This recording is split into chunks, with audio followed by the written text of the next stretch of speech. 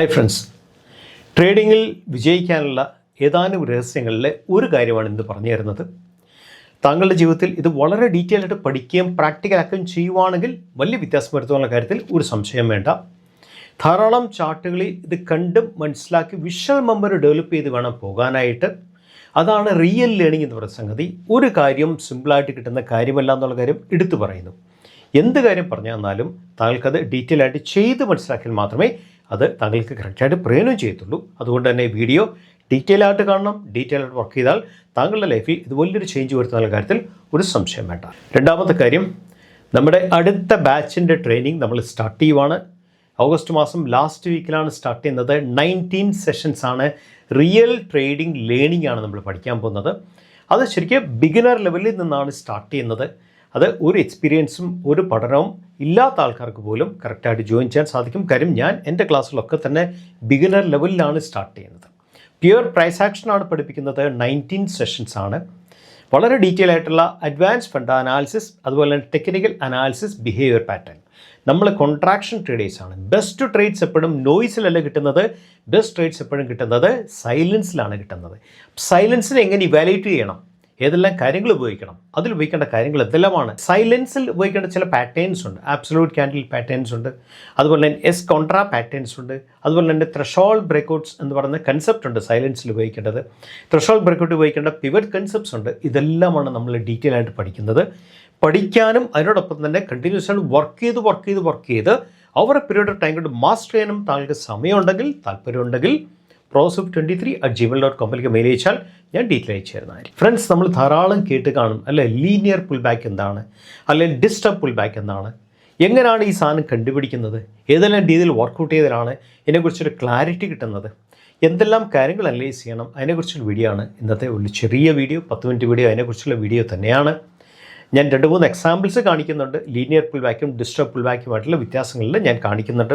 താങ്കൾ ആദ്യം മുഖവരെ പറഞ്ഞ പോലെ തന്നെ ഡീറ്റെയിൽ ആയിട്ട് വർക്ക് ചെയ്യുക, ഡീറ്റെയിൽ ആയിട്ട് പഠിക്കുക, ധാരാളം ചാർട്ടുകൾ വർക്കൗട്ട് ചെയ്ത് വിഷ്വൽ മെമ്മറി ഡെവലപ്പ് ചെയ്താൽ മാത്രമേ ഇതൊക്കെ കറക്റ്റ് കൺസിസ്റ്റൻ്റ് ആയിട്ട് നമുക്ക് പ്രയോജനം ചെയ്യത്തുള്ള കാര്യം ആദ്യമേ പറയുന്നു. എന്താണ് ലീനിയർ പുൾ ബാക്ക്? സ്റ്റോക്ക് ട്രേഡിങ്ങിൽ 2 കൺസെപ്റ്റ് ഉണ്ട്. ഒന്ന് ആക്ഷൻ, ഒന്ന് റിയാക്ഷൻ. ആക്ഷൻ സ്ട്രോങ് ആണെങ്കിൽ റിയാക്ഷൻ എപ്പോഴും വീക്ക് ആയിരിക്കണം. ആക്ഷൻ വീക്ക് ആണെങ്കിൽ റിയാക്ഷൻ സ്ട്രോങ് ആകാനാണ് സാധ്യത. ആക്ഷൻ എന്ന് വെച്ചാൽ എന്താ? സ്റ്റോക്ക് കയറിപ്പോകുന്ന ലെവലിൽ പറയുന്നത് വരെ ആക്ഷൻ സോൺ എന്നാണ് പറയുന്നത്. ആക്ഷൻ സോണിൽ എക്സലൻറ്റ് ക്യാൻഡിലാണ്, എക്സലൻറ്റ് ക്ലോസ് ഉള്ള ക്യാൻഡിൽസ് ആണ്, എക്സലൻറ്റ് വോളിയം ആണെങ്കിൽ റിയാക്ഷൻ അത് പറയുന്ന പേര് പുൾ ബാക്ക് എന്നാണ്. റിയാക്ഷൻ എപ്പോഴും വീക്ക് ആകണം. ആ റിയാക്ഷൻ വീക്ക് ആകാതെ സ്ട്രോങ് ആയിട്ട് വരുമ്പോഴാണ് എന്താ പറയുന്നത്, ഡിസ്റ്റോർട്ടഡ് പുൾ ബാക്ക് അല്ലെങ്കിൽ ഡിസ്റ്റർബ് പുൾ ബാക്ക് വരുന്നത്. എപ്പോഴും സ്ട്രോങ് ആക്ഷനിൽ വീക്ക് പുൾ ബാക്ക് വരുവാണെങ്കിൽ എന്തെല്ലാം മനസ്സിലാക്കണം? റെഡ് ക്യാൻഡിൽസ് വീക്ക് ആയിരിക്കണം. ഒരു റെഡ് ക്യാൻഡിൽ പോലും കഴിവതും വലിയൊരു പ്രൈസ് കറക്ഷൻ വരാൻ പാടില്ല. അതുപോലെ തന്നെ കണ്ടിന്യൂസ് ആയിട്ട് വോളിയം കോൺട്രാക്റ്റ് ചെയ്തുകൊണ്ടിരിക്കണം. കയറുന്ന ലെവലിൽ excellent candles, excellent closing, excellent volume. ഇറങ്ങുന്ന ലെവലിൽ weak red candles, weak volume, അതുപോലെ വീക്കായിട്ടുള്ള പ്രൈസ് കറക്ഷൻസ്. ഇത് വരുമ്പോഴാണ് ശരിക്കും ലീനിയർ പുൾ ബാക്ക് എന്നുള്ള കൺസെപ്റ്റ് കറക്റ്റായിട്ട് വർക്ക് ചെയ്യുന്നത്. ഏത് സ്റ്റോക്കിനും കയറിപ്പോണെങ്കിൽ ലീനിയർ പുൾ ബാക്ക് അത്യാവശ്യമാണ്. ഓക്സിജൻ ഓഫ് ട്രേഡിംഗ് ആണ്. ചുമ്മാ സ്റ്റോക്കിൽ നിന്ന് കയറിയിട്ട് വലിയൊരു പുൾ ബാക്ക് വന്ന് എന്തുമാത്രം പ്രൈസിൽ കയറിയോ അതിനേക്കാൾ കൂടെ പ്രൈസ് കറക്ഷൻ മുതൽ അതിനെ പുൾ ബാക്ക് എന്നല്ല നമ്മൾ പറയുന്നത്, അതിൻ്റെ സെല്ലെന്നാണ് പറയുന്നത്. നമുക്ക് സെല്ലല്ല വേണ്ടത്, നമുക്ക് പുൾ ബാക്കാണ്. പുൾ ബാക്കിലെ കറക്റ്റ് അനാലിസിസിലാണ് നെക്സ്റ്റ് ലെഗ് ഓഫ് മൂവ്മെൻറ്റ് ഇരിക്കുന്നത്. ശരിക്കും ഈ പുൾ ബാക്കിനെ കറക്റ്റായിട്ട് അനലൈസ് ചെയ്യാൻ പഠിച്ചാൽ മാത്രമേ കറക്റ്റായിട്ടുള്ള ട്രേഡ് കൺസെപ്റ്റ് കറക്റ്റായിട്ട് മനസ്സിലാകത്തുള്ളൂ. റൈറ്റ് ആയിട്ടുള്ള ട്രേഡ് നമുക്ക് ചെയ്യാനും സാധിക്കത്തുള്ളൂ. നമുക്ക് നമ്മുടെ എക്സാമ്പിൾസിലേക്ക് കിടക്കാം. ഹായ് ഫ്രണ്ട്സ്, ടി ഡി പവറിൻ്റെ പഴയ ഒരു ചാർട്ടാണ്. 2025 സെപ്റ്റംബറിലെ ചാർട്ടാണ്, പഴയ ചാർട്ടാണ്. ഞാൻ ആദ്യം പറഞ്ഞല്ലോ 2 കാര്യങ്ങൾ, ആക്ഷൻ ആൻഡ് റിയാക്ഷൻ.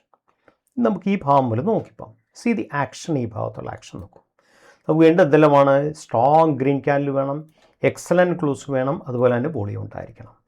ഈ ഒരു ഗ്രീൻ ക്യാൻഡിൽ 7.40% ആണ് കയറിയത്. And the volume. ആ ക്യാൻഡിൽ വന്ന വോളിയം നോക്കുക, പവർഫുൾ വോളിയമാണ് വന്നിരിക്കുന്നത് അല്ലേ. കുറച്ചുകൂടെ കൂടെ നീക്കി കാണിക്കുക, അപ്പോൾ കുറച്ചുകൂടെ എളുപ്പമായിരിക്കും. പവർഫുൾ വോളിയമാണ് വന്നിരിക്കുന്നത്. ആൻഡ് അതിന് ശേഷം സ്റ്റോക്കിൽ വന്ന റിയാക്ഷൻ നോക്കുക. ആക്ഷൻ സ്ട്രോങ് ആണെങ്കിൽ, ആക്ഷൻ സ്ട്രോങ് എന്ന് വെച്ചാൽ എത്ര പെർസെൻറ്റ് ഇവിടുന്ന് കയറി? ഈ ലെവലിൽ നിന്നും സ്റ്റോക്ക് സംതിങ് അറൗണ്ട് 15-16% കയറി. എത്ര ദിവസം ഉണ്ടാക്കി കയറി? ഏതാനും ദിവസങ്ങൾ കൊണ്ട് 3-6 സംതിങ് അറൗണ്ട് 2 ആഴ്ച കൊണ്ട് 16% കയറിയിട്ട് വന്ന റിയാക്ഷൻ നോക്കുക. Weak reaction. അതിൻ്റെ അർത്ഥം എന്താ? വീക്കായിട്ടുള്ള ക്യാൻഡിൽസ്, റെഡ് ക്യാൻഡിൽസിലൊന്നും വോളിയമില്ല. ഒന്നാമത്തെ കാര്യം, സ്ട്രോങ് ക്യാൻഡിൽസ് ഒന്നുമില്ല.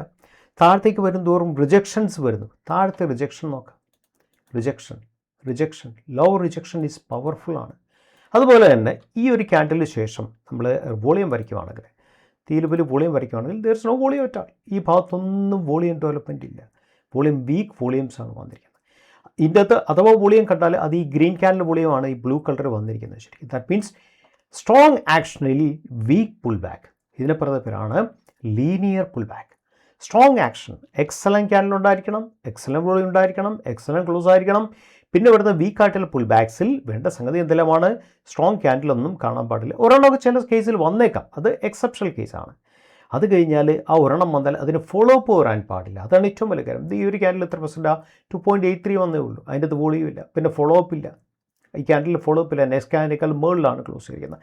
ബാക്കി താഴേക്ക് വന്ന ക്യാൻഡിലൊക്കെ താഴത്തേക്ക് വരും തോറും ലോവർ വിക്ക് ഡെവലപ്പ് ചെയ്യുന്ന കാര്യമാണ് കേട്ടോ. ലോവർ വിക്ക് എന്ന് വെച്ചാൽ ലോവർ റിജക്ഷൻസ് ആണ്. നമുക്ക് ലോവർ റിജക്ഷൻ നമുക്കൊന്ന് വരച്ച് നോക്കിയാൽ ഈ റിജക്ഷൻ എന്ന് വരച്ച് ഈ സോൺ എന്ന് വരച്ച് നോക്കിയാൽ പ്രീവിയസ് ആയിട്ടുള്ള ബ്രേക്ക്ഔട്ട് സോണിലേക്കാണ് പുൾ ബാക്ക് വന്നിരിക്കുന്നത്. പ്രീവിയസ് ബ്രേക്ക്ഔട്ട് സോണിൽ പുൾ ബാക്ക് വന്ന് ഈ പ്രീവിയസ് ബ്രേക്ക്ഔട്ട് സോൺ എങ്ങനെയാണ് വന്നിരിക്കുന്നത്? കോൺട്രാക്ഷൻസ്, ബേസിക്കലി എന്താ പറയേണ്ടത്, വോളറ്റൈലിറ്റി കോൺട്രാക്ഷൻ എന്നാണ് വന്നിരിക്കുന്നത്. ആദ്യത്തെ ലെവലിൽ 11.47 പോയി, രണ്ടാമത്തെ ലെവലിൽ സ്റ്റോക്ക് എത്ര പെർസെൻറ്റ് താഴെ പോയി? 6.93% പോയിട്ടാണ് ബ്രേക്ക്ഔട്ട് കൊടുത്തത്. ഇനി അടുത്ത ലെവൽ നമുക്ക് നോക്കാം. ഈ ലെവൽ നമുക്ക് ഡിലീറ്റ് ചെയ്യാം. സോ അതിന് ശേഷമുള്ള ആക്ഷൻസ് വൺ നോക്കുക. Beautiful actions one, powerful actions one ആണ്. നോക്കുക, സ്ട്രോങ് ഗ്രീൻ ക്യാൻഡിൽസ്. ഈ ക്യാൻഡിൽ എത്രയാ? 3.6%. ഈ ക്യാൻഡിൽ എത്രയാ? 3.80%. ഈ ക്യാൻഡിൽ എത്രയാ? 7.44%. C any candle which is about 3.78% strong ആണ്. ഇവിടെ 3.60 വന്നു, അതിനുശേഷം അതിനേക്കാളും സ്ട്രോങ് ആയിട്ടുള്ള വന്നു. 3.80 വന്നു, അതിനേക്കാളും സ്ട്രോങ് ആയിട്ടുള്ള വന്നു 7.44. സി പ്രൈസ് കയറുമ്പോൾ വോളിയം കയറുന്നു, ആൾക്കാർ ഇൻട്രസ്റ്റ് എന്താ പറയേണ്ടത് കയറുന്നു എന്ന് വെച്ചാൽ അതിനർത്ഥം എന്താണ്? സ്ട്രോങ് ആയിട്ടുള്ള ആക്ഷനാണ് നടക്കുന്നത്. ഈ ക്യാൻഡിൽ വോളിയം നോക്കുന്നത്, ഈ വോളിയം എത്രയാണ് വോളിയം വന്നിരിക്കുന്നത്? 1.24 മില്യൺ. അടുത്ത ക്യാൻഡിൽ പ്രൈസ് കയറിയ ക്യാൻഡിൽ എത്രയാണ് വോളിയം വന്നിരിക്കുന്നത്? 1.33 മില്യൺ. അടുത്ത ക്യാൻഡിൽ വീണ്ടും ഹ്യൂജ് ആയിട്ട് പ്രൈസ് കയറിയപ്പം 4.77 മില്യൺ ആണ് വന്നിരിക്കുന്നത്. സി ദി ആക്ഷൻ്റെ പവർ നോക്ക്. അപ്പോൾ എന്ത് സംഭവിക്കണം? ആക്ഷൻ പവർഫുൾ ആണ്, സ്ട്രോങ് ഗ്രീൻ ക്യാൻഡിൽസ് ആണ്. സ്ട്രോങ് ക്ലോസും വന്നാൽ റിയാക്ഷൻ എപ്പോഴും എന്തായിരിക്കണം? കഴിവതും വീക്കായിരിക്കണം. സി ദി വീക്ക് റിയാക്ഷൻ വലുതായിട്ടൊന്നും ഇല്ല, സാധാരണക്കാരെ വിട്ടു പോകുന്നത്. വലിയ സ്ട്രോങ് പാർട്ടികളൊക്കെ നിൽക്കുകയാണ്. അതിന് താഴെ വരുമ്പോൾ എന്ത് സംഭവിച്ചു? ലോവർ റിജക്ഷൻ സ്റ്റാർട്ട് ചെയ്തു. ലോവർ റിജക്ഷൻ സ്റ്റാർട്ട് ചെയ്തു. എന്നിട്ട് വീണ്ടും സ്റ്റോക്ക് വീണ്ടും തിരിച്ചു കയറി. ഈ റിജക്ഷൻ വന്ന ലെവൽ നിങ്ങൾ നോക്കൂ, ഈ ലെവലും നോക്കൂ. വീണ്ടും എന്താ പറയേണ്ട? പ്രീവിയസ് ഇത് ബ്രേക്ക്ഔട്ട് കൊടുത്ത സോൺ ആണെങ്കിൽ, ഈ ഒരു ലെവലിൽ നിന്നാണ് കയറിപ്പോയെന്നെങ്കിൽ നമുക്കൊന്ന് വരയ്ക്കാം. സോ ഈ ലെവലിൽ നിന്നാണ് കയറിപ്പോയെന്നെങ്കിൽ മനസ്സിലാക്കേണ്ട, ഈ ലെവൽ ബ്രേക്ക്ഔട്ട് കൊടുത്തിട്ട് തിരിച്ചു കയറിയെങ്കിൽ ശരിക്കും ഈ ലെവലിൽ വരേണ്ടതാണ്. ഈ ലെവൽ വരാം, ഈ ലെവൽ വരാം. അതൊന്നും വരാതെ ഈ ലെവലിൽ കംപ്ലീറ്റഡ് വീണ്ടും കയറിപ്പോയി. അപ്പം ആക്ഷൻ റിയാക്ഷൻ എപ്പോഴും പവർഫുൾ ആയിരിക്കും ശരിക്കും. അപ്പം ആക്ഷൻ റിയാക്ഷൻ വർക്കൗട്ട് ചെയ്യുമ്പോൾ ശ്രദ്ധിക്കേണ്ട കാര്യം എന്താ? സ്റ്റോക്ക് ഒരിക്കലും സ്ട്രെച്ചഡ് ആകില്ല. സ്ട്രെച്ചഡ് ആയി കഴിഞ്ഞാൽ റിസ്ക് ഫാക്ടർ കൂടുതലാണ്. ഇപ്പം നമ്മൾ ഈ ഭാഗത്തുനിന്ന് ഇവിടം വരെ ഒന്ന് എടുത്ത് നോക്കൂ. ഈ ലെവലിൽ നിന്നും ഈ ലെവലെടുത്താൽ സ്റ്റോക്ക് എത്ര പെർസെൻറ്റ് കയറി? 87% കയറി. ദാറ്റ് മീൻസ് എക്സ്ട്രീംലി സ്ട്രെച്ചഡ് ആയി തുടങ്ങി.